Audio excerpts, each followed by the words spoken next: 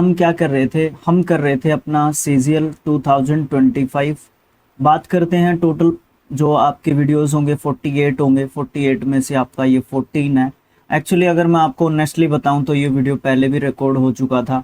आपको पता है कि मैं है ना, मतलब जब वीडियो रिकॉर्ड कर रहा होता हूं तो एक तरीके से खो जाता हूं उसमें, ठीक है। कई बार ऐसा होता है और ज़्यादातर ऐसा उस टाइम पे होता है जब पैसेज हम पढ़ रहे होते हैं तो, ठीक है। ऐसा उस समय पे होता है ज़्यादा, और जब वर्ड्स के बारे में जानकारी दे रहे होते हैं ये होता है।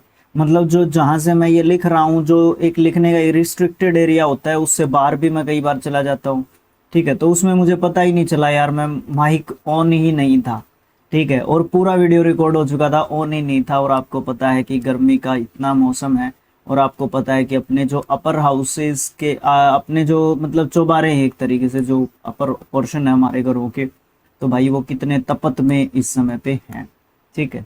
तो ये सब चीज़ों के बावजूद जो है मैं दोबारा से इस वीडियो को रिकॉर्ड करने के लिए तैयार हूँ, ठीक है। ओके, बात करेंगे 16 सितंबर के सेकंड जो आपका शिफ्ट है उसकी फर्स्ट क्वेश्चन की बात करते हैं। लैक्वेशियस का पूछा गया है हमसे सिनोनियम, ठीक है। सबसे पहले हमें लैक्वेशियस का जो पार्ट ऑफ स्पीच है ना वो पता होना चाहिए। और लैक्वेशियस का मतलब क्या होता है? लैक्वेशियस का मतलब होता है वाचाल बोल सकते हो आप लोग इसका बातूनी बोल सकते हो। बातूनी जो बहुत ज़्यादा बात एक तरीके से करता है, ठीक है। इसका हमें क्या बताना है? सिनोनियम बताना है, ठीक है। क्वाइट शांत होता है, आपको पता ही है, ठीक है।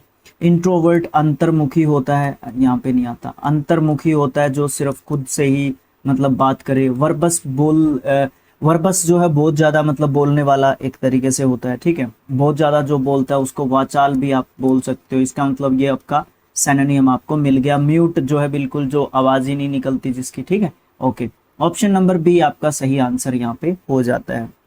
अगला क्वेश्चन में क्या पूछा गया है हमसे? ट्रांसिएंट का एडजेक्टिव वर्ड है एक, और इसका एंटोनियम हमसे पूछा गया।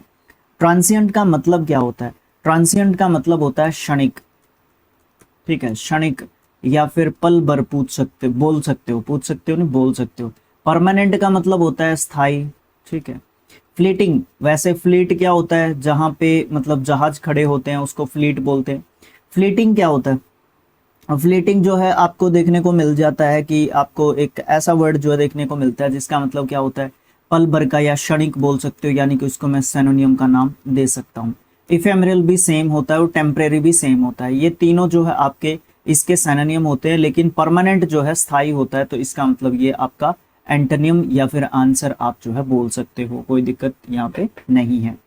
अगला क्वेश्चन क्या बोला है? अगले क्वेश्चन में एंटोनियम अगेन पूछा है हम लोगों से। एसेरबिक, एसेरबिक आपका फिर से एक एडजेक्टिव वर्ड आपको देखने को मिल जाता है, ठीक है।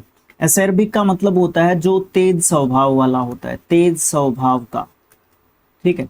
स्वभाव का ऐसे बोल सकते हो आप, ठीक है ना। कॉस्टिक, कॉस्टिक भी आपका एक एडजेक्टिव वर्ड आपको देखने को मिलता है। कॉस्टिक का मतलब होता है व्यंग्यात्मक बोल सकते हो, व्यंग्यात्मक, या फिर आलोचनात्मक भी बोल सकते हो, आलोचनात्मक, ठीक है। कटिंग, कटिंग जो है वर्ब कट से एक तरीके से बनता है, लेकिन यहाँ पे उसका कोई मतलब नहीं है। यहाँ पे कटिंग को एक एडजेक्टिव के रूप में या फिर नाउन के रूप में आप ले सकते हो। मर्म भेदी, मर्म भेदी कह सकते हो आप इसको, मतलब जो सांत्वना देने के लिए एक तरीके से आता है, ठीक है। ओके, है ना। एक ऐसे मतलब व्यवहार को दिखाने की कोशिश करता है कि कोई भी व्यक्ति किस तरीके से है ना। ओके, हर्टफुल भी हो सकता है ये व्यक्ति, ठीक है। ओके, माइल्ड, माइल्ड होता है मृदु या फिर कोमल आप उसको बोल सकते हो, है ना, बिल्कुल नाजुक। सार्कास्टिक आलोचनात्मक बोल सकते हो, आलोचनात्मक, ठीक है। व्यंग्यात्मक भी आप इसका बोल सकते हो, कोई दिक्कत नहीं है। सार्कास्टिक भी आपका एक एडजेक्टिव वर्ड होता है, और माइल्ड भी आपका एक एडजेक्टिव वर्ड होता है। सर आंसर इनमें से आपको क्या देखने को मिलता है? एसेरबिक आपका जो है आपको देखने को मिल रहा है कि आपका जो है तेज स्वभाव का होता है। देखो बाकी सब कहीं पे आलोचना हो रही है, कहीं पे थोड़ा सा मर्म भेदी है, लेकिन उस तरीके का पॉजिटिव नहीं कह सकते इसको। सार्कास्टिक तो वैसे ही हो गया। तो माइल्ड बिल्कुल सॉफ्ट जो है होता है, बिल्कुल सॉफ्ट होता है, बिल्कुल नॉर्मल, बिल्कुल सौम्य। अच्छा वर्ड मुझे याद आया, सौम्य भी आप इसको कहीं ना कहीं बोल सकते हो, कोई दिक्कत नहीं आएगी, ठीक है। ओके, अगला क्वेश्चन क्या है सर? अगला क्वेश्चन, क्वेश्चन नंबर 4 है। इसमें हमसे ईडियम पूछा गया है, और ईडियम क्या है? To send someone to Coventry, to send someone to Coventry. इसका मतलब क्या होता है? इसका मतलब सीधा सीधा देख लेते हैं हम लोग इसको। जब ब्लैक बुक आपका 2026 का आ चुका है, ठीक है, ओके, मार्च 2026 का ब्लैक बुक आ चुका है, तो वहां से कोशिश करेंगे आपको अच्छे तरीके से करवाने की आपने दूसरे चैनल पे 3D लर्निंग एकेडमी पे, ठीक है, ओके है ना चीज़ है, ठीक है सर, ओके है, कोई दिक्कत नहीं है। तो यहाँ पे हमें सीधा मीनिंग बता दीजिए इसका क्या होता है। कई बार क्या होता है कि कई बार हम लोगों का बहिष्कार करते हैं, एक तो ये बात बोल सकते हो, एक हम कई बार लोगों को क्या करते हैं, नज़रअंदाज करने की कोशिश करते हैं, तो वो वाली चीज़ भी आपकी यहाँ पे देखी जा सकती है, ठीक है। To dispatch someone on an important mission, नहीं ऐसा नहीं है। टू ऑस्ट्रेसाइज, यही आंसर हो जाएगा। किसी को बहिष्कार करते हैं या फिर डेलिबरेटली इग्नोर करते हैं किसी को, जब हम किसी को नज़रअंदाज करते हैं। नज़रअंदाज का मतलब क्या होता है? देख के भी उसको ये दिखाना कि मैंने आपको देखा ही नहीं, ठीक है, नज़रअंदाज करना उसको, बिल्कुल, है ना। अगला क्वेश्चन है क्वेश्चन नंबर 5। ये क्या कहता है? ये भी एक इडियम है आपका, to dine with Duke Humphrey. To dine with Duke Humphrey, इसके पीछे स्टोरी भी बतानी पड़ेगी मुझे आपको, जब मैं आपको ब्लैक बुक में करवा रहा हूँ, बट यहाँ पे मुझे स्टोरी बताने में बहुत ज़्यादा समय लग जाएगा, है ना, ठीक है। तो इसका मतलब क्या होता है कि गरीबी में जब हम लोग जीते हैं और उस समय पे जो हमें भोजन की कमी होती है, तो उसको आप डिनोट कर सकते हो, ठीक है, गरीबी के समय भोजन की जो कमी होती है, ठीक है। टू ईट अ लैविश, नहीं ये नहीं। टू गो विदाउट फूड, ये बोल सकते हो, ठीक है, आपका ऑप्शन नंबर बी ही यहाँ पे भी आंसर होगा। या फिर हंग्री ड्यू टू पॉवर्टी, गरीबी के कारण जब हम भूखे रहते हैं तो उसको भी आप यहाँ पे डिनोट कर सकते हो। क्वेश्चन नंबर 6 क्या कहता है? सही स्पेलिंग बतानी होगी, ये मीनिंग है उसका जो बोल्ड लेटर्स में लिखा हुआ है। The quality of being honest और हैविंग स्ट्रॉन्ग मॉरल प्रिंसिपल्स, ठीक है, ये क्या होती है? ये इंटीग्रिटी होती है। ये आप मुझे कमेंट बॉक्स में इसका आंसर लिख के बता रहे हो। सारे के सारे इंटीग्रिटी के सही स्पेलिंग लिखे, ओ सॉरी, सारे के सारे इंटीग्रिटी के स्पेलिंग्स लिखे हुए हैं, आपने इनमें से सही स्पेलिंग ढूंढना है, इंटीग्रिटी का कौन सा है, ठीक है, कमेंट बॉक्स में आप लिख के बताओगे मुझे। अच्छा, इसमें है ना एक इम्पॉर्टेंट यहाँ पे बात है, बिकॉज आप सेम वीडियो को राजबीर सिंह ऑफिशियल जो यूट्यूब चैनल है ना, उस पर भी देखोगे जब आपका कंबाइन हो जाता है ये पार्ट, ओके। तो फिर है ना मुझे समझने में दिक्कत आएगी, तो आप लोग क्या करोगे, 16 सितंबर का शिफ्ट जो है सेकंड, ठीक है, और फिर क्वेश्चन नंबर 6 का ABCD और फिर उसके आगे ऑप्शन जो ये है, या जो भी एक्सप्लेनेशन आप देना चाहते हो, इस तरीके से लिखा करो। दूसरा तरीका क्या हो सकता है? देखो, क्वेश्चन तो आप कुछ पूछोगे तभी तो कमेंट करोगे। दूसरा क्या हो सकता है? आप टाइमिंग लिख सकते हो। फॉर एग्जांपल वीडियो की टाइमिंग 66 मिनट 05 ऐसे लिख सकते हो आप। मैं उस पर क्लिक करूंगा तो सीधा आपकी समस्या पे पहुंच जाऊंगा। ऐसे हो सकता है, ये मेरे लिए मतलब आसान काम रहेगा। जब मुझे कमेंट्स का आंसर देना हो या आपकी कमेंट का जवाब देना हो ना, तो ये मेरे लिए बहुत ज़्यादा आसान काम रहता है। तो आप इस तरीके की चीज़ें किया करो, ठीक है, जिससे मुझे मतलब आसानी हो, डिटेक्ट करने में दिक्कत ना आए मुझे, ठीक है ना। माइक ऑन है ना? हाँ ऑन है भाई। 7वां क्वेश्चन क्या कहता है? सेम है, स्पेलिंग ढूंढनी है, ये हमारा उसके लिए मीनिंग है। तो रिदमिक कॉन्ट्रैक्शन और relaxation of muscles that propels food through the digestive tract. देखो, रिदमिक जो कॉन्ट्रैक्शन है, सिकुड़ना, और रिलैक्सेशन होना, फैलना किसका? मसल्स का। ये जो है हमें कौन सा वर्ड हमारे इस प्रोसेस के बारे में बताता है? ऑप्शन नंबर ए में लिख रखा आपका पेरिस्टलिसिस। पेरिस्टलिसिस ये एक ऐसी प्रोसेस होती है जिसमें हमारे जो क्या होते हैं, मसल्स जो है सिकुड़ते हैं, यानी कि कॉन्ट्रैक्शन करते हैं और रिलैक्सेशन करते हैं। तो उस समय पे हमारे फेफड़े क्या, मसल्स जो है हमारी क्या करती हैं, फैलती हैं एक तरीके से। क्वेश्चन नेक्स्ट जो है वन वर्ड सब्स्टिट्यूशन है। Able to be understand by only a few people who have special knowledge और इंटरेस्ट। मतलब क्या है कि अंडरस्टूड करना कि बहुत कम लोगों के पास स्पेशल नॉलेज या फिर इंटरेस्ट जो है। ए से लग जाते हैं क्योंकि सभी वर्ड्स को हमें सीखना है। ओपेक, ओपेक का मतलब होता है अपारदर्शी, अपारदर्शी जिसके आर पार नहीं देख सकते। लेजिबल जिसको समझ सकते हैं। इलिजिबल जिसको समझने में अयोग्य बोल सकते हो, समझने में अयोग्य, योग्य, ठीक है। इनएफिशिएंट ये अयोग्य हो जाता है, अयोग्य, ठीक है। इस एजोट्रिक, एजोट्रिक आपको क्या देखने को मिलता है?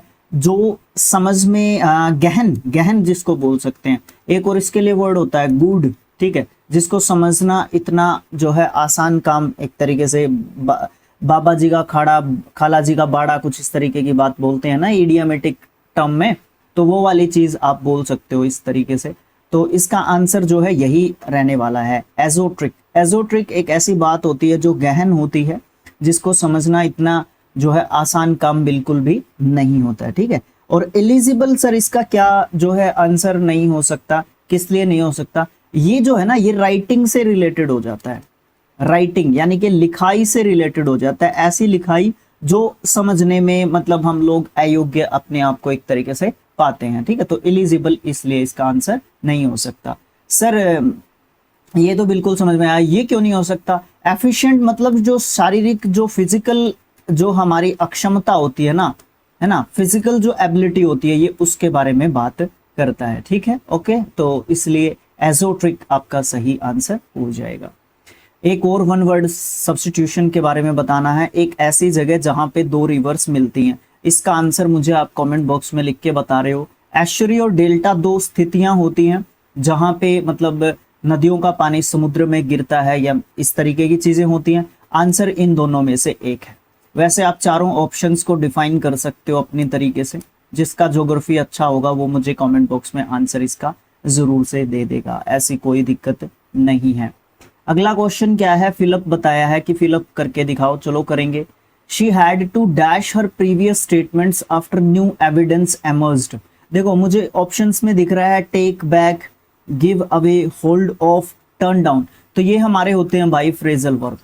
क्या होते हैं? फ्रेजल वर्ब को मैं पीएच और वी से डिनोट करता हूँ, मतलब वर्ब प्लस के preposition equals to phrasal verb जो है हमारा होता है, ठीक है। ओके, तो यहाँ पे क्या है, उसने कर दिया था, क्या कर दिया था, डैश कर दिया था, जो उसका प्रीवियस जो स्टेटमेंट्स थी, उसकी जो प्रीवियस स्टेटमेंट्स थी जो भी उसने दी थी, किसके बाद, नए जो एविडेंस एमर्ज कर दिए गए थे उसके बाद। तो उसने क्या कर दिया था, उन एविडेंस को टेक बैक कर दिया था, गिव अवे कर दिया था। स्टेटमेंट्स को टेक बैक करेगा, गिव अवे नहीं करेगा कोई भी, ठीक है।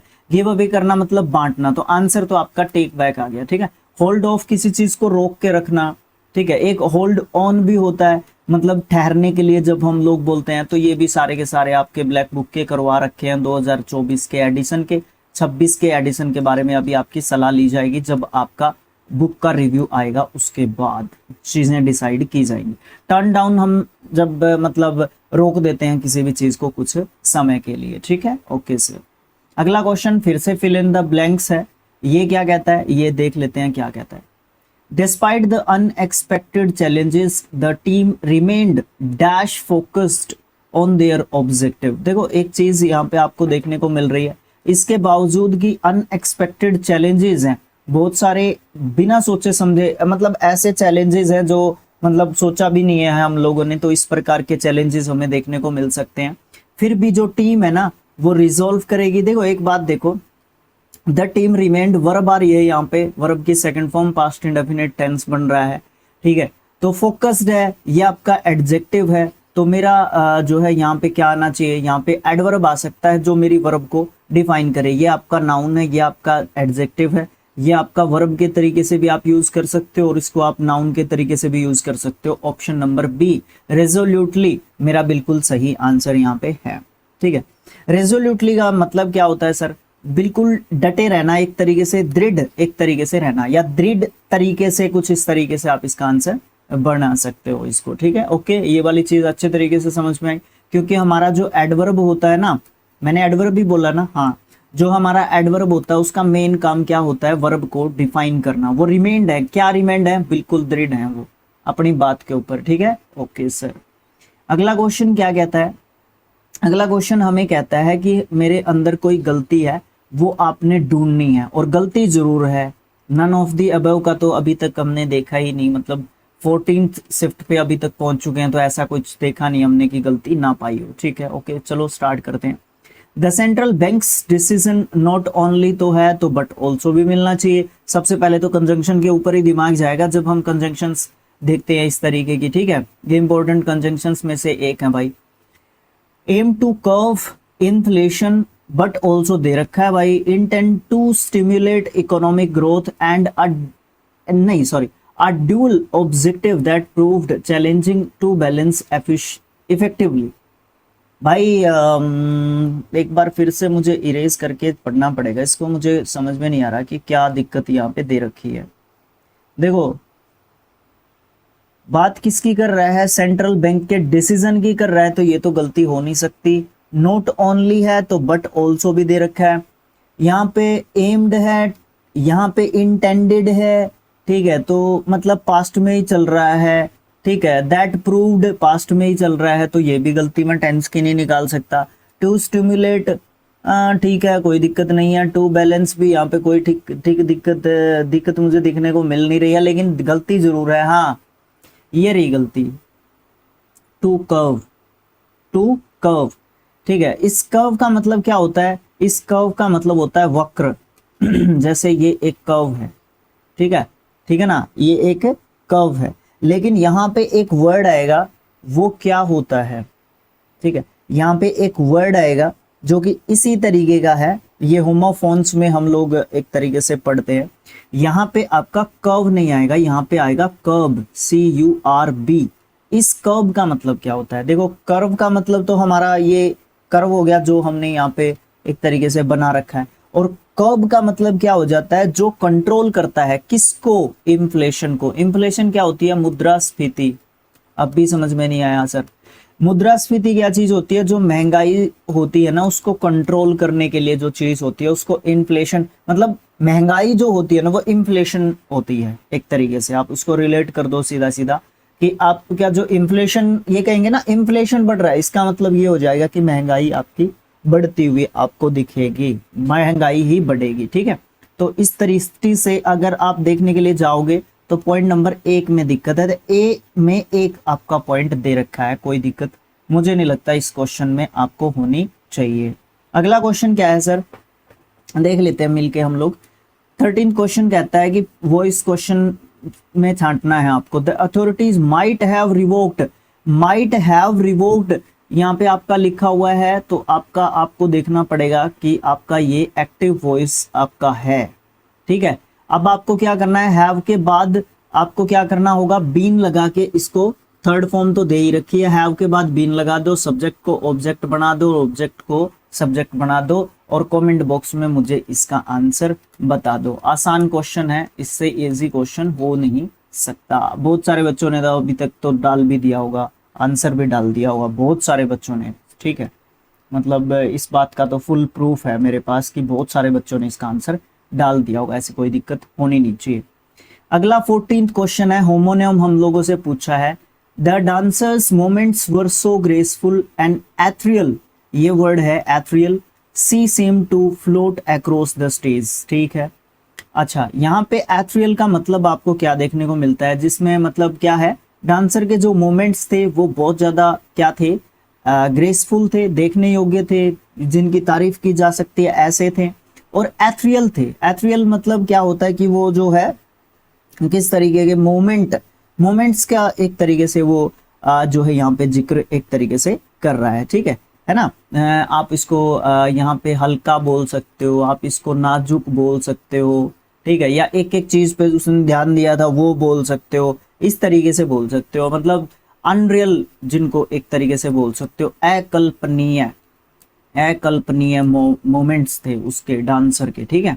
ओके ऐसा लगता था कि वो फ्लोट कर रही हैं स्टेज के ऊपर। ओके चलो देखो, द फेंट सिमरिंग एरोरा नहीं aurora created an ethereal glow in the night sky, ठीक है। The old tale spoke of ethereal beings dwelling in the midst of the enchanted forest।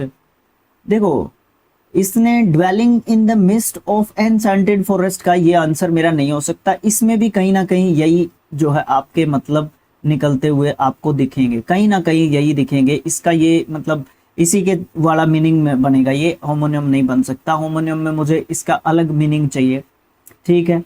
The chemist carefully prepared the ethereal solution, बिल्कुल सही, ये मेरा answer है, मुझे इसका पता नहीं था, मुझे इसको पढ़ना नहीं है, ये मेरा आंसर 100% नहीं है, मैं उस बच्चे के लिए बात कर रहा हूँ जिसको मीनिंग ही समझ में नहीं आ रहा, ठीक है। और एक पे नजर टिक गई आपकी, यहाँ पे एथरियल दे रखा है और किसी कहाँ पे गया, केमिस्ट की बात कर रखी है और ये एथरियल दे रखा है। एथरियल सॉल्यूशन की बात यहाँ पे एक तरीके से चल रही है जो डिसॉल्व हो जाएगा कंपाउंड में, जो आपका डाइट्रियल जो एथर जो उससे बनेगा उसके सॉल्यूशन की यहाँ पे बात हो रही है, ठीक है। तो यहाँ पे इसका मतलब क्या हो गया, यहाँ पे एक सॉल्यूशन की एक तरीके से बात हो रही है, ठीक है। एक अलग प्रकार का सॉल्यूशन हो गया जो डाइट्रियल एथर जो बनाएगा एक सॉल्वेंट या सॉल्यूशन के रूप में, ठीक है। एक सॉल्वेंट हो जाएगा, वैसे ये यहाँ पे देखा जाए तो एक सॉल्वेंट हो जाएगा, ठीक है।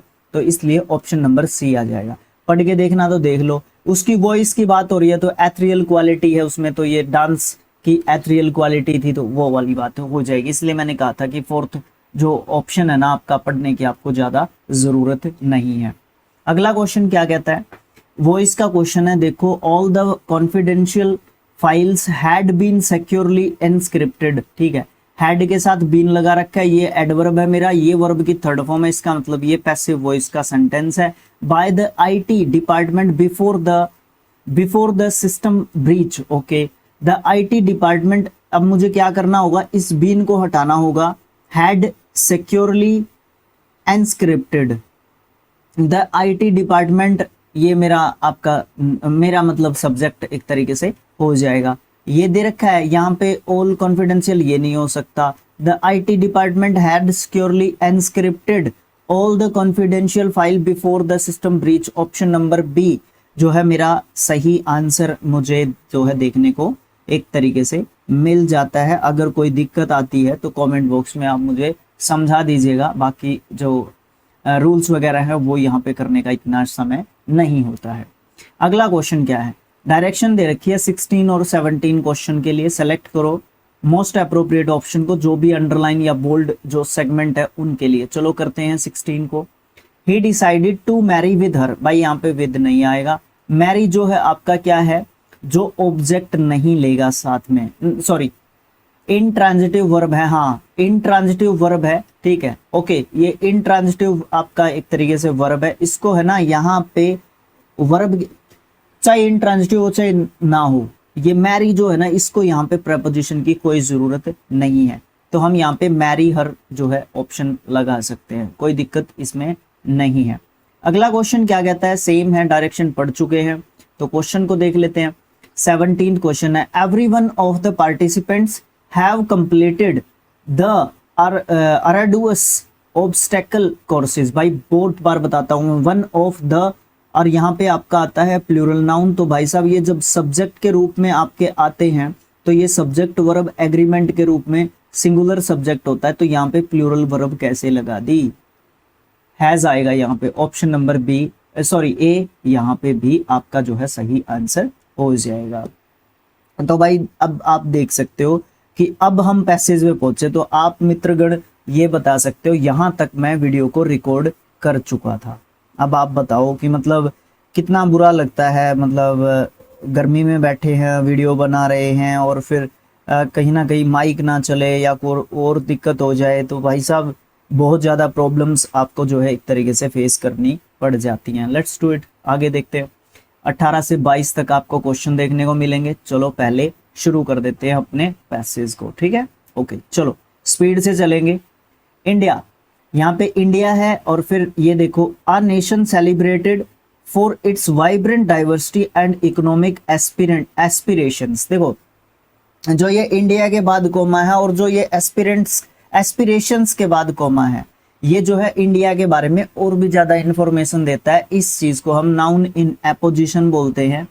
क्या बोलते हैं, नाउन इन एपोजिशन, ठीक है। क्या होता है ये नाउन इन एपोजिशन, इसका मतलब होता है ये उस नाउन के बारे में और भी ज्यादा जानकारी देता है। अगर पैसेज अलग से बनाने हैं तो मुझे कमेंट बॉक्स में आपने विश्वास देना पड़ेगा, सर आप पैसेज को अलग से बना दो, हम उनके बारे में अलग से जानकारी प्राप्त करना चाहते हैं। कौन किसकी वर्ब है, कौन किसका सब्जेक्ट है, कौन किसका ऑब्जेक्ट है, कुछ वर्ड्स के बारे में भी जानकारी हमें दे सकते हो, मीनिंग्स के रूप में, एंटोनिम्स के रूप में, वन वर्ड सब्स्टिट्यूशन भी बन सकता है इनमें से।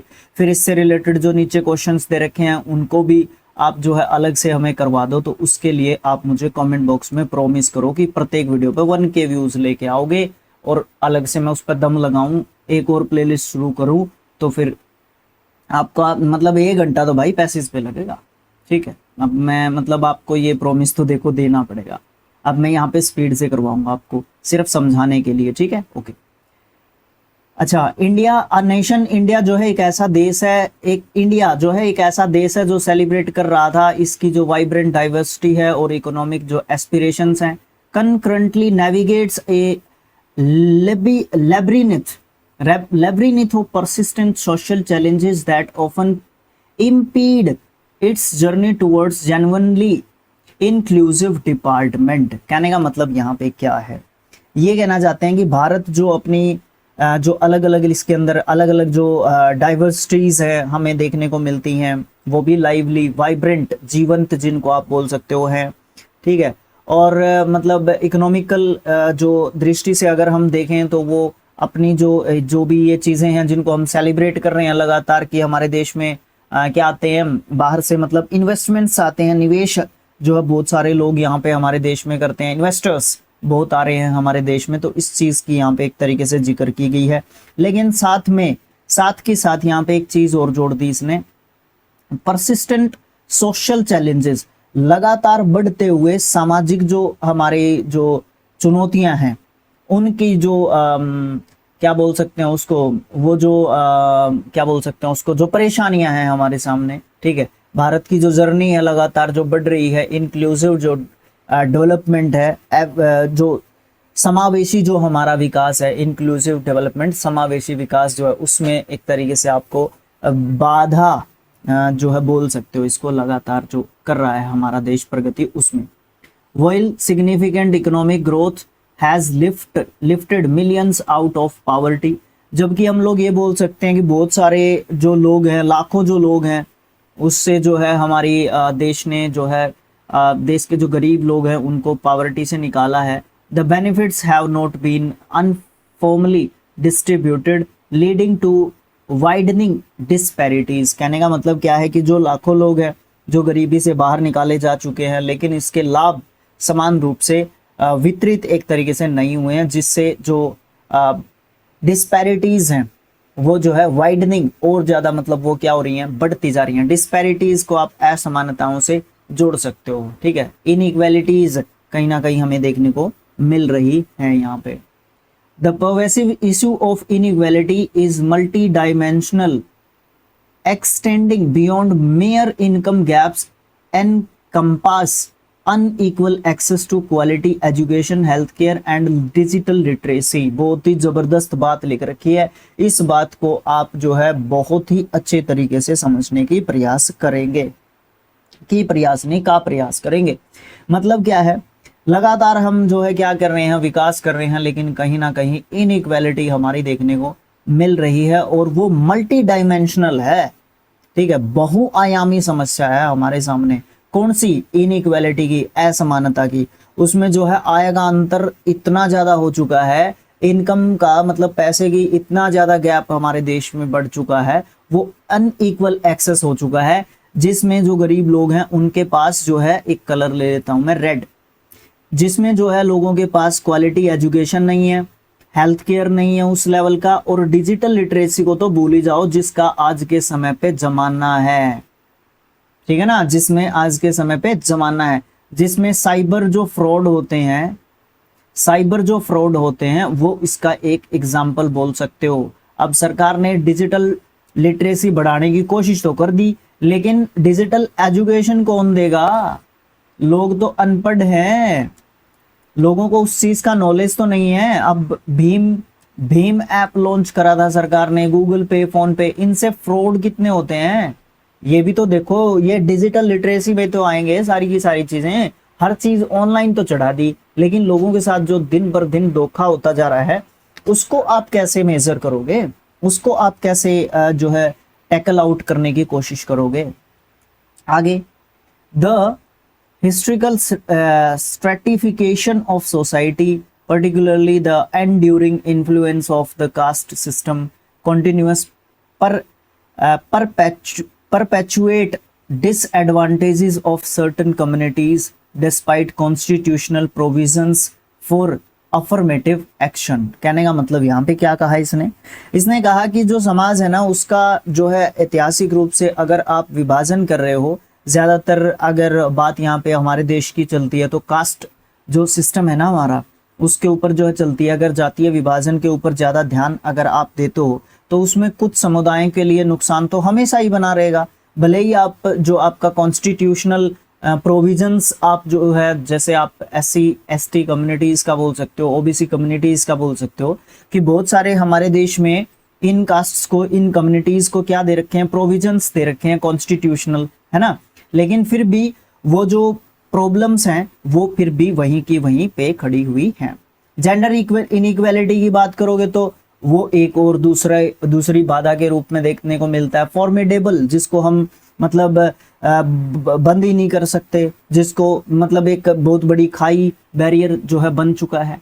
विमेन दो increasingly visible in public life frequently confront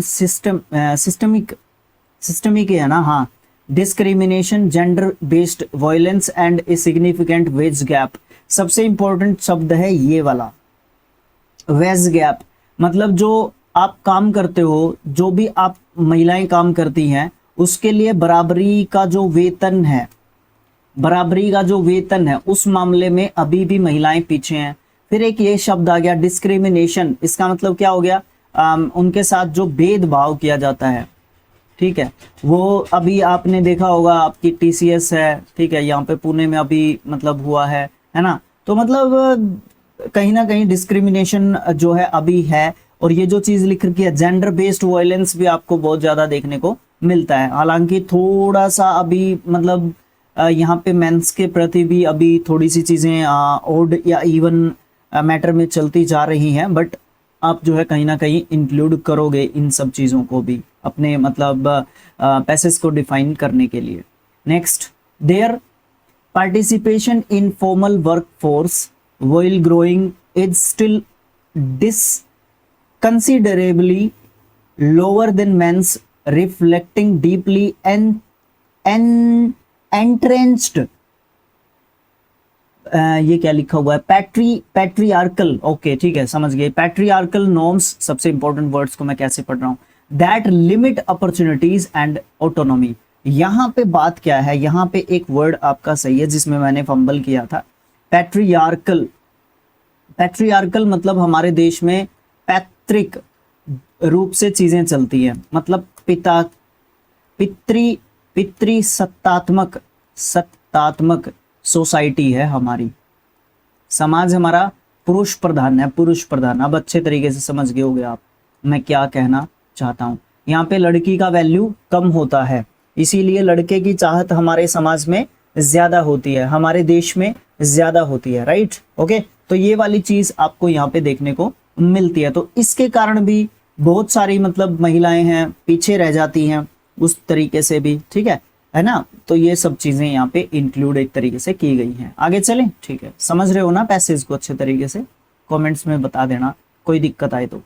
more over, अगर इसके साथ साथ अगर और भी बात करना चाहोगे इसके बारे में, इसके अलावा the strain on public health infrastructure is acute, है ना।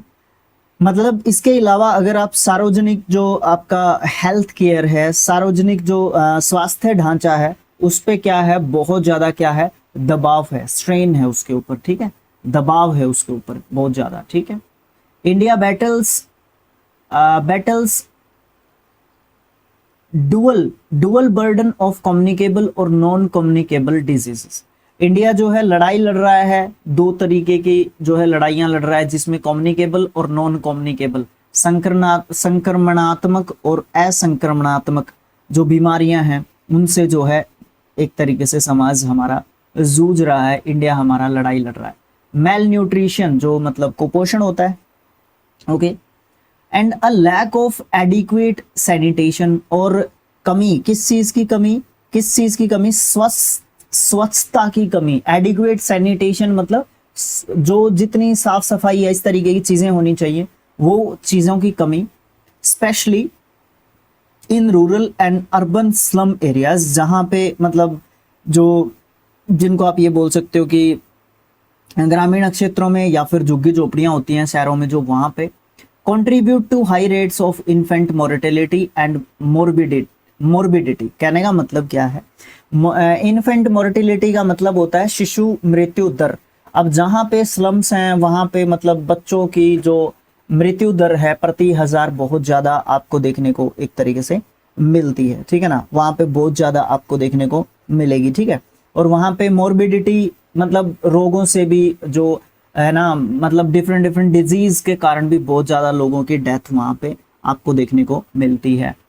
The recent pandemic starkly exposed the vulnerabilities of an overburdened healthcare system, underscoring the urgent need for greater investment and equitable distribution ही है ना, हाँ, of medical resources। देखो अभी हमारे यहाँ पे कोविड-19 मतलब पूरे वर्ल्ड में ही आया था। अभी जो कोविड-19 आया था उसने एक तरीके से एक्सपोज कर दिया है कि जो हमारा हेल्थ केयर जो सिस्टम है ना, जो हमारा हेल्थ केयर सिस्टम है वो ओवरबर्डन्ड एक तरीके से हेल्थ केयर सिस्टम है, और अंडरस्कोरिंग है जो भी मतलब अर्जेंट नीड होती हैं एक तरीके से, जो भी मतलब ग्रेटर इन्वेस्टमेंट्स हैं या इक्विटेबल डिस्ट्रीब्यूशन है जो वो अच्छे तरीके से नहीं है। मेडिकल रिसोर्सेज हमारे मतलब उस लेवल के एक तरीके से नहीं है। मुझे पंखे को बंद करना होगा भाई, आपको थोड़ा सा प्रॉब्लम हो सकता है, ठीक है, okay.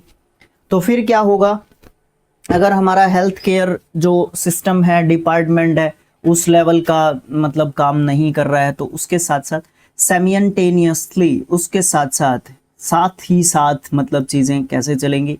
Environmental degradation poses an to degradation and to existential threat. अच्छा ठीक है, ये एन यहाँ पे गलत आया हुआ है, एन एनवायरमेंटल डिग्रेडेशन ऐसे होना चाहिए था ये, ठीक है, कोई बात नहीं। पर्टिकुलरली वनरेबल पॉपुलेशंस, कहने का मतलब यहाँ पे क्या है समझा देता हूं मैं आपको, ठीक है। इसके साथ साथ ये तो समस्या है ही कि मतलब मेडिकल रिसोर्सेज की कमी है, अच्छी इन्वेस्टमेंट्स की कमी है, अर्जेंट नीड पूरी नहीं कर पा रहे हैं, उसके लिए अच्छी इन्वेस्टमेंट्स नहीं है, ओवरबर्डन जो है हमारा हेल्थ केयर सिस्टम है, ये तो समस्या है ही है। उसके साथ साथ जो हमारा एनवायरमेंटल जो प्रॉब्लम्स हैं, है ना, पर्यावरणीय जो मतलब समस्याएं, डिग्रेडेशन हमें देखने को जो मिलता है, जो हमें एग्जिट करता है, एग्जिटेंशियल जो एग्जिट करता है, अस्तित्व में है जो थ्रेट मतलब खतरे जो हमारे सामने पर्यावरणीय खतरे हैं, उनसे हम कैसे मतलब एक तरीके से निपटेंगे, उनको हम कैसे टैकल एक तरीके से करेंगे, तो ये वाली समस्या भी हमें देखने को मिलती है।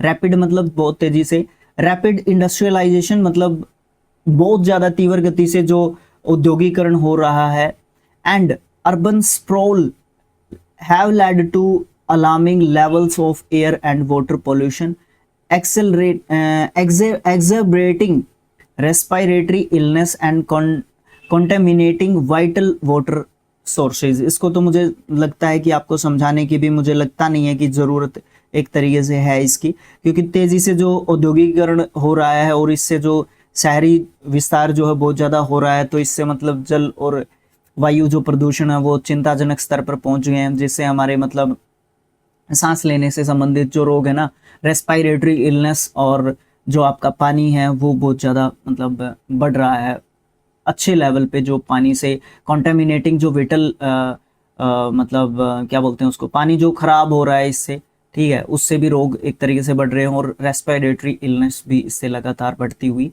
दिख रही है।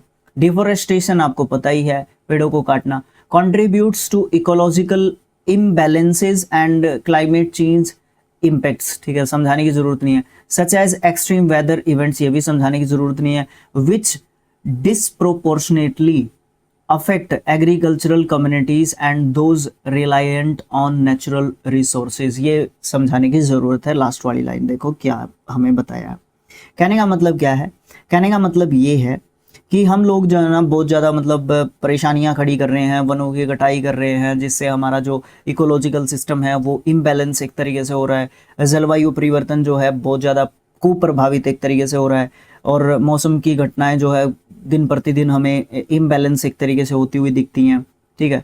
और इससे जो है ना मतलब कहने का क्या है कि जो भी हमारी कम्युनिटीज़ जो खेती पे डिपेंड करती हैं, बिकॉज आपको पता है कि आपका देश जो है 65% जो हमारी जनता है ना, हम लोग खेती पे डिपेंड करते हैं। तो वो जो कम्युनिटीज़ हैं, जो एग्रीकल्चरल कम्युनिटीज़ जिनको हम बोल सकते हैं, वो जो है इससे प्रभावित हो रही हैं एक तरीके से।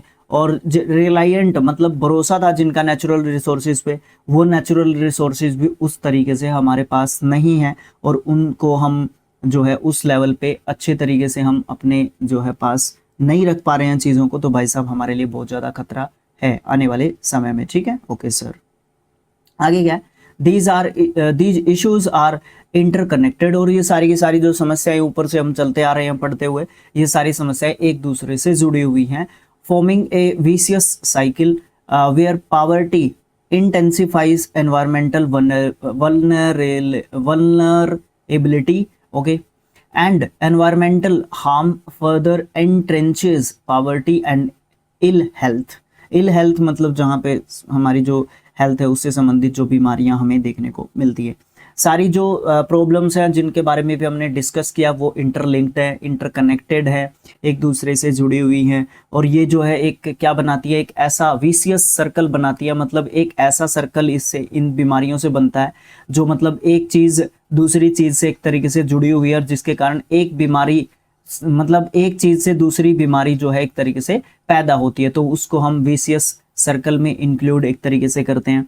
जहाँ पे आपको गरीबी की बात करते हो वहाँ पे कमज़ोरी एक तरीके से बढ़ती जाती है, जहाँ पे गरीबी हो गई, कमज़ोरी होगी, उन चीज़ों को एक तरीके से बढ़ाती है। और एनवायरनमेंट को नुकसान हमारी जो है चीज़ों से बढ़ता है। इन बहुत सारी एक्टिविटीज़ हम ह्यूमन्स ने ही तो बढ़ाया है, हम अपने आप को दोषी क्यों नहीं मानते, है ना।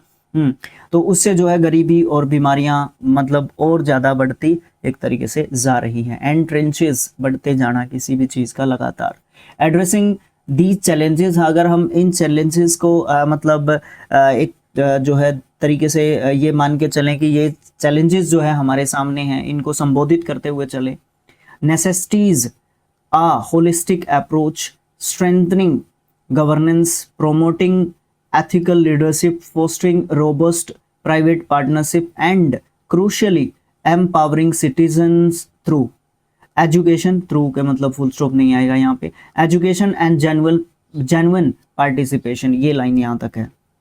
ओके, इसका मतलब क्या है कि ये जो हमारे सामने जो ये एक तरीके से समस्याएं बोल सकते हो आप, ये जो खड़ी हो गई हैं उनका जो समाधान है ना, हम लोग अगर सोच के देखेंगे, एक साथ बैठ के देखेंगे, तो एक मतलब एक प्रॉपर जो है किसकी बात करता है, एक प्रॉपर होलिस्टिक अप्रोच की बात करता है, समग्र दृष्टिकोण जिसको आप लोग बोल सकते हो, उसकी जो है हमसे एक डिमांड रखता है। होलिस्टिक अप्रोच हमें इसके ऊपर बनानी चाहिए, मतलब सबको बैठ के बात करनी चाहिए और फिर इस तरफ ध्यान देना चाहिए। अच्छा, फिर हमें सरकार को मजबूत एक तरीके से करना चाहिए, स्ट्रेंथनिंग गवर्नेंस, सरकार को मजबूत करना इसमें शामिल है। इसमें हमारे जो एथिकल लीडरशिप्स हैं, मतलब हमारे नैतिक उत्तरदायित्व हमें समझने चाहिए, एनवायरनमेंट से रिलेटेड या और बहुत सारी चीज़ें हमारी होती हैं, उनसे रिलेटेड हमें जो है पहुंचना चाहिए, समझना चाहिए। फोस्टर कर सकते हैं पब्लिक प्राइवेट पार्टनरशिप्स को, मतलब पब्लिक और प्राइवेट जो पार्टनरशिप्स होती हैं, कई बार क्या होता है कि सरकार के पास उतना फाइनेंस नहीं होता, तो प्राइवेट जो सेक्टर्स हैं वो बहुत ज़्यादा ग्रो कर चुके होते हैं, तो उस समय पे हम जो है क्या कर सकते हैं, प्राइवेट सेक्टर्स की हेल्प एक तरीके से ले सकते हैं और चीज़ों को हम आगे बढ़ाने की कोशिश कर सकते हैं। इसमें जो है लोगों को हम क्या कर सकते हैं, एजुकेट कर सकते हैं, लोगों को हम जेन्युइन जो है उनका पार्टिसिपेशन एक तरीके से ले सकते हैं। तो उससे हम क्या कर सकते हैं, लोगों को और ज़्यादा मतलब अवेयर करके जो है चीज़ों को मतलब हम क्या कर सकते हैं, और ज़्यादा आगे बढ़ने की कोशिश कर सकते हैं और उसमें बैलेंस लेके आ सकते हैं जो इम्बैलेंस चीज़ें हो चुकी हैं हमारे लिए। Okay, it demands a commitment, वो जो है अगर हमें इस तरीके की सारी चीज़ें करनी है तो इससे हमारा मतलब एक प्रतिबद्धता हमारे अंदर होनी चाहिए, कमिटमेंट, एक वादा हमें अपने आप से करना चाहिए। To fostering society where progress is measured not just by economic indicators, हमें ऐसा सोचना चाहिए कि एक ऐसे समाज का निर्माण करना चाहिए जहाँ पे सिर्फ और सिर्फ एक समाज को ऐसे नहीं जाना जाए कि उसने प्रोग्रेस कर रखी है, उसका मेजरमेंट सिर्फ यही नहीं होना चाहिए, नॉट जस्ट मतलब सिर्फ यही नहीं होना चाहिए कि वो इकोनॉमिक जो इंडिकेटर्स हैं वो मतलब उसके बढ़ते जा रहे हैं, लेकिन समाज की दृष्टि से वो पिछड़ता जा रहा है। बट द वेल बींग, उसको जो है मतलब इस तरीके से जाना जाना चाहिए कि ये देश जो है इतना अच्छा है, इसके जो मोरल जो प्रिंसिपल्स हैं क्या बोलते हैं उनको, नैतिक जो सिद्धांत हैं वो बहुत अच्छे इस देश के आपको देखने को मिलते हैं।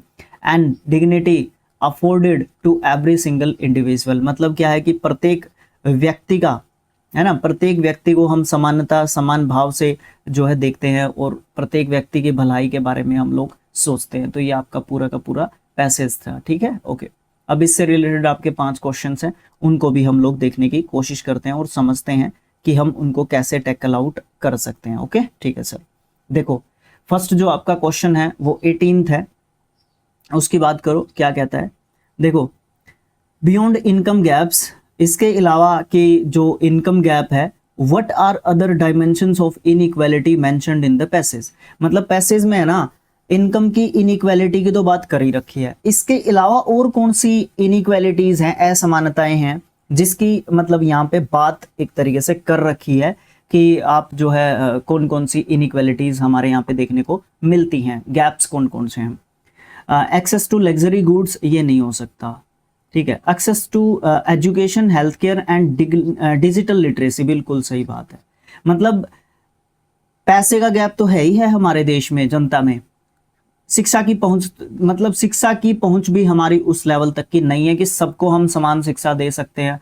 क्वालिटी एजुकेशन की बात यहाँ पे चल रही है। हेल्थ केयर भी उस लेवल का नहीं है, सबको समान हेल्थ केयर नहीं मिलता। डिजिटल लिटरेसी की तो बात ही आप लोग छोड़ दो, वो मतलब डिजिटल फ्रॉड की मैं एक तरीके से जो बात कर रहा था। अगला क्वेश्चन क्या कहता है, what specific challenges to women in India frequently face despite legislative protections. कहने का मतलब क्या है, प्रोटेक्शंस ही है ना, हाँ। मतलब ऐसे कौन कौन से स्पेशल टाइप के चैलेंजेस हो सकते हैं विमेन्स के लिए हमारे देश में, हो सकते हैं ना, होते हैं हमारे देश में, जो मतलब फ्रीक्वेंटली फेस करती हैं महिलाएं की लेजिस्लेटिव प्रोटेक्शन, मतलब संविधान ने हमें दी हैं वो सब चीजें। Over presentation in political spheres, ये नहीं हो सकता। सिस्टमिक डिस्क्रिमिनेशन, यही आंसर है मेरा। वायलेंस और सिग्निफिकेंट वेज गैप आपको देखने को मिलता है। मतलब क्या है कि आपको सिस्टम के हिसाब से भी भेदभाव देखने को मिलता है, वायलेंस भी आपको देखने को मिलता है, ठीक है, चाहे वो वर्क प्लेस पे हो चाहे वो आपका घर पे हो, ठीक है। तो वायलेंस जो है आपको देखने को मिलता है, आपको फेस करना पड़ता है। और फिर वेज गैप भी आपको देखने को मिलता है, मतलब पैसे के मामले में असंतुलन भी हमारी जो महिलाएं हैं उनके साथ है, कोई भी बराबरी यहाँ पे नहीं है। अगला क्वेश्चन है, what dual burden does India's public health infrastructure battle, मतलब ऐसे कौन से दोहरे जो है बंधन, बोझ आपके जो इंडिया है उसकी पब्लिक की हेल्थ इंफ्रास्ट्रक्चर जो है वो लड़ाई लड़ रहा है, ऐसे कौन से दो मतलब बोझ उसके ऊपर हैं भाई। इसका आंसर मुझे कमेंट बॉक्स में चाहिए, बहुत ही आसान है और आपको बिल्कुल सही दिख रहा है कमेंट जो आपके ऑप्शंस हैं उनके अंदर। अगले क्वेश्चन की बात करता हूँ, हाउ डज एनवायरमेंटल डिग्रेडेशन, मतलब कैसे एनवायरमेंट का जो डिग्रेडेशन हो रहा है उससे गिरता हुआ स्तर जो हमारे एनवायरमेंट का है, सच एज पॉल्यूशन, डिफोरेस्टेशन जिसमें आप प्रदूषण को कह सकते हो, ज्यादा से ज्यादा पेड़ कटने को कह सकते हो, primarily impact social society in India, वो मतलब प्रमुख रूप से हमारे समाज को हमारे देश में भारत में किस तरीके से वो एक तरीके से प्रभावित आपको करते हुए दिखता है। देखो फिर इसका क्या आंसर हो सकता है। आई थिंक इसके चारों ऑप्शंस पढ़ने पड़ेंगे, ऐसे समझ में मुझे नहीं लगता आने वाला। It benefits urban areas by attracting investment, नहीं ऐसा नहीं है। एनवायरमेंट सिर्फ मतलब अर्बन एरियाज को ही कैसे अट्रैक्ट करेगा, ऐसा नहीं है। It disproportionately affects the poorest segments and agricultural communities, ये हो सकता है आंसर, बट मुझे चारों पढ़ने पड़ेंगे, मैं कॉन्फिडेंट नहीं हूँ। It has no significant impact, गलत बात है। It leads to an increase in natural, नहीं सही है, ऑप्शन नंबर बी ही सही है। मतलब ये प्रोपोर्शनेट जो है एक तरीके से करता है, मतलब प्रोपोर्शन क्या होता है, मतलब वो जो अनुपात, ये जो है ऐसा अनुपात लेके आता है जो सही नहीं होता है और इससे अफेक्ट होते हैं जो गरीब लोग होते हैं, जो एग्रीकल्चरल कम्युनिटीज हैं, जो गरीब सेगमेंट है, पूरेस्ट जो सेगमेंट है हमारे इंडिया के सोसाइटी के, ठीक है, तो उनको ये बहुत हद तक प्रभावित एक तरीके से करता है। और ये तो एक छुट्टू सा रीजन आप यहाँ पे बता रहे हो, ठीक है। असली रीजन तो मतलब जब आप लोगों से मिलोगे, धरातल पे उतरोगे तो भाई आपको पता चल जाएगा, यहाँ पे हम सिर्फ पढ़ रहे हैं, लेकिन उन लोगों को जो प्रॉब्लम फेस जिसको करनी पड़ती है ना, अगर आप ग्राउंड लेवल पे जाके उनसे बातचीत करोगे तो भाई आपको पता चलेगा। ठीक है, लास्ट क्वेश्चन पैसेज की दृष्टि से, what is ultimately suggested as measure of progress for Indian society.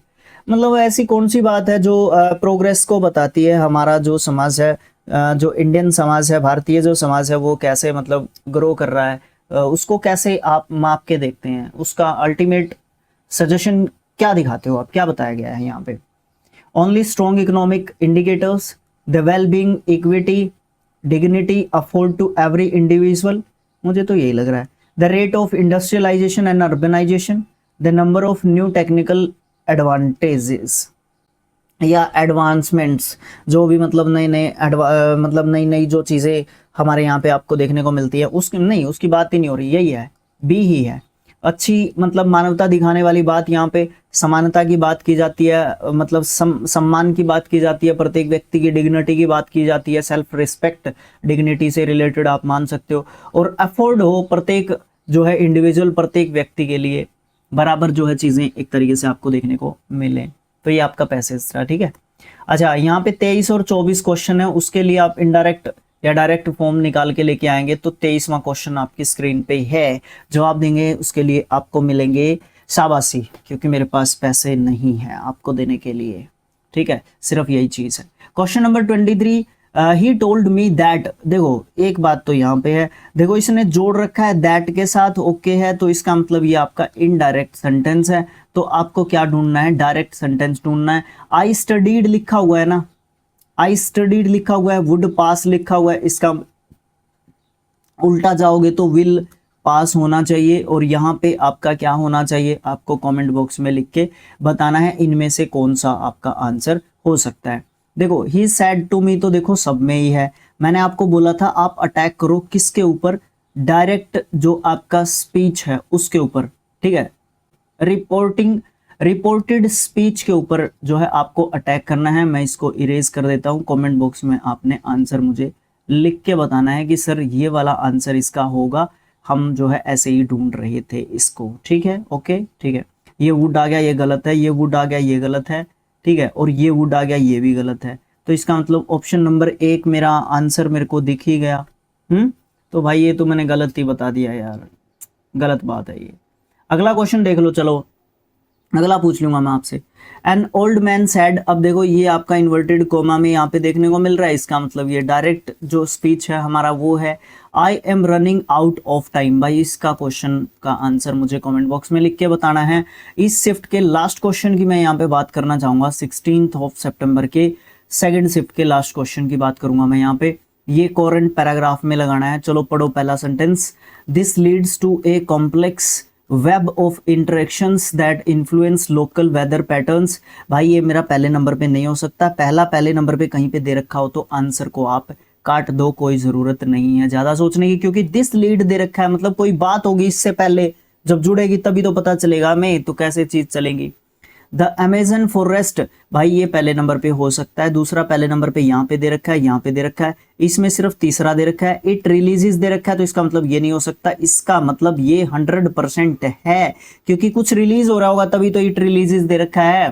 ठीक है, तो मेरा पहला हो गया दूसरा सेंटेंस। अब मुझे इस पे और इस पे फोकस करना है कि मेरा चौथा जुड़ेगा या पहला जुड़ेगा। चौथे को जोड़ के देख लेते हैं। The Amazon rainforest plays a crucial role in regulating global climate. Amazon जो रेन फॉरेस्ट है ब्राजील में है क्या ये, ज्यादातर बता देना मुझे को कौन से देश में है, ये कमेंट बॉक्स में लिख के बताना है कौन से देश में है ये जंगल। ठीक है, ओके, ये रेगुलेट करते हैं ग्लोबल क्लाइमेट को, पूरे वर्ल्ड की क्लाइमेट को। भाई इतने बड़े घने जंगल है, मतलब हे बाबा, बात सुन के मतलब यूट्यूब पे वीडियोस वगैरह ये सब देखते हैं ना इनके बारे में, तभी मतलब ऐसा लगता है कि यार ऐसी चीज़ें होती हैं हमसे, मतलब लोकल जंगल ना देखा जाए तो भाई उसके बारे में सुन के तो ऐसा लगता है कि भाई ऐसे तो बहुत खतरनाक होता है इनके अंदर जाना। अच्छा, तो इसके साथ चौथा जो सेंटेंस है मैं वो जोड़ने की कोशिश करता हूँ। Deforestation therefore not only destroys the biodiversity but also, deforestation के साथ जोड़ नहीं रखा भाई, यहाँ पे क्लाइमेट चेंज की बात हो रही है, डिफोरेस्टेशन के साथ जोड़ रहे हो, गलत निकाल दो, पहला आपका ऑप्शन सही हो जाएगा। अब जोड़ के देखो, सारी चीजों को जोड़ दो, तार से तार को जोड़ दो अच्छे तरीके से, फिर आपका जो है ये बन जाएगा। ठीक है, ओके देखो फिर इससे ही जोड़ देते हैं। पहले क्या होता है, पहले होता है कि अमेज़न जंगल की बात करता है और वो क्रूशियल रोल जो है अदा करता है क्लाइमेट को रेगुलेट करने में। दूसरा है, तीसरा ये जो है रिलीज करता है, हाँ सही है, रिलीज करता है vast amount of moisture release करता है एटमॉस्फेयर में एवो ट्रांसपेरेशन के द्वारा, ठीक है ये बात भी सही है। फिर क्या होता है, ये लीड करता है, हाँ जो ये एवो ट्रांसपेरेशन जो होती है आपकी, ये रिलीज करती है एक कॉम्प्लेक्स वेब ऑफ इंटरेक्शंस जो इन्फ्लुएंस करती है लोकल वेदर जो पैटर्न्स होते हैं उनको। और फिर डिफोरेस्टेशन के बारे में बोल रखा है। डिफोरेस्टेशन से क्या केवल डिस्ट्रॉय ही नहीं होता बायोडाइवर्सिटी, उससे है ना खतरे भी देखने को मिलते हैं। ग्लोबल क्लाइमेट जो स्टेबिलिटी होती है उसमें इनस्टेबिलिटी आने के बहुत ज़्यादा चांसेस रहते हैं। तो ऐसे आप जो है इस अप्रोच के तहत आप जो है अपने क्वेश्चंस को कर सकते हो। हमारा है ये, मतलब हमारा पर्सनल है, आप भी अपना अप्रोच बना सकते हो और कमेंट बॉक्स में सजेशन भी दे दिया करो, कोई दिक्कत नहीं आएगी। इस तरीके से आपका 16 सितंबर 2025 का सेकंड शिफ्ट बोले तो 14th शिफ्ट कंप्लीट हो जाता है। टोटल आपके 48 शिफ्ट आएंगे। तो भाई साहब अभी तो बहुत पेंडिंग है। तो भाई पेपर से पहले आपको सारे के सारे शिफ्ट मिल जाएंगे, लेकिन आप लोगों का साथ मुझे नहीं मिल रहा है, लाइक्स नहीं मिलते, चैनल सब्सक्राइब नहीं करते आप लोग, वीडियो को शेयर नहीं करते। ये मेरा शिकायत रहेगा आपसे। मिलेंगे थर्ड शिफ्ट में, तब तक के लिए bye bye, thank you so much. मिलेंगे नेक्स्ट जो आपका शिफ्ट रहेगा उसमें। Thank you, have a nice day.